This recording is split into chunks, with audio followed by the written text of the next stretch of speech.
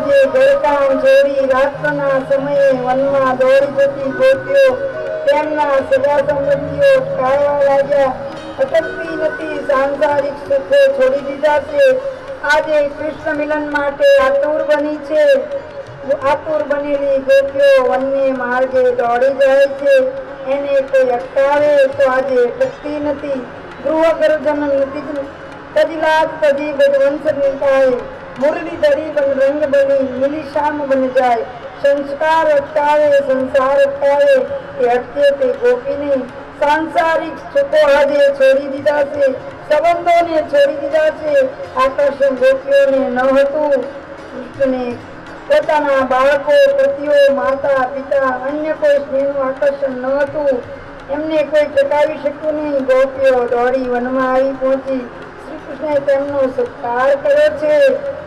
સ્વાગત ઓ મહાભાગા વર્તાતે મહાભાગા શ્રી ગોપીજનો, આવો હું તમારું સ્વાગત કરું છું.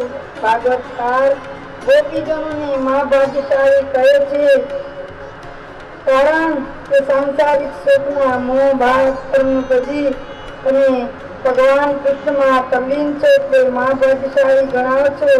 જગતમાં તે શ્રીમંત ભાગ્યશાળી ન ગણાય. પૈસા પાત્ર હોય એને ભાગ્યશાળી ગણે છે, પણ ના, એને ધંધાની ચિંતા હોય છે, માનસિક ઉપાધિ હોય છે, ન ખાવા મળતું હોય તેને ખાવાની ઉપાધિ હોય છે, પાપના માર્ગે ચડી ગયા હોય, પુત્ર મા બાપનો સ્નેહ ન મળતો, એવા સંસારમાં રહેતા કેટલાય ભાગ્યશાળી કહેવાય છે. તે સાચું છે? ના. સંસારમાં રહી સંસાર સુખ ભોગવતા છતાં સાંસારિક સુખોથી અશક્ત બને છે, દુઃખી છે. ભાગ્યશાળી સંસારમાં રહેતા છતાં મનને શાંતિ નથી, તે ભાગ્યશાળી નથી. ભગત ભાગવતાએ ગોપીજનોને પરમ મહાભાગ્યશાળી ગણી છે. મહાભાગ્યશાળી કોણ છે? જે જીવ સદાનંદ ઈશ્વરને માટે આકુળ વ્યાકુળ હોય તો જે મહાભાગ્યશાળી કહેવાય છે. પ્રભુ પ્રેમમાં ગોપીઓ પાગલ બની હતી. તે પ્રભુને મળવા માટે દોડી જાય છે. મહાભાગ્યશાળી પ્રભુ એવા જીવનનું સ્વાગત કરશે. શ્રી કૃષ્ણ ગોપીજનોને પૂછે છે, તમે આ કેમ આવ્યા છો? રજુ પર કોઈ આફત આવી છે કે શું? પરમાત્મા ગોપીઓને પૂછે છે, અડધી રાતે દોડતી તમે કેમ મારી પાસે આવી? કોઈ રજ ઉપર આફત આવી છે કે શું? તમે બોલતી કેમ નથી? તમે બધા પ્રસન્ન તો? અમે ગોપીઓ કહીએ, અમે તમને પસંદ કરવા માટે શું કરીએ? વળી આ તો રાતનો સમય છે. સ્ત્રીઓ છો, હવે ઘોર જંગલમાં ન આવવું જોઈએ. આજની રાત્રિ રણિયામણી છે, ચાંદની વેલાય છે. હું તમને આવી રણિયામણી રાત્રે વૃંદાવનની શોભા નિરખવા તમે સૌ આવ્યા છો કે શું? તમે સૌ ભાન ભૂલી ગયા છો? યાદ રાખો, તમે સ્ત્રીઓ છો. તમે ઘેર જાઓ, તમારા પતિ પુત્રો તમારી રાહ જોતા હશે. તમારા પતિની સેવા કરો, તમારા સંતાનોનું પાલન પોષણ કરો.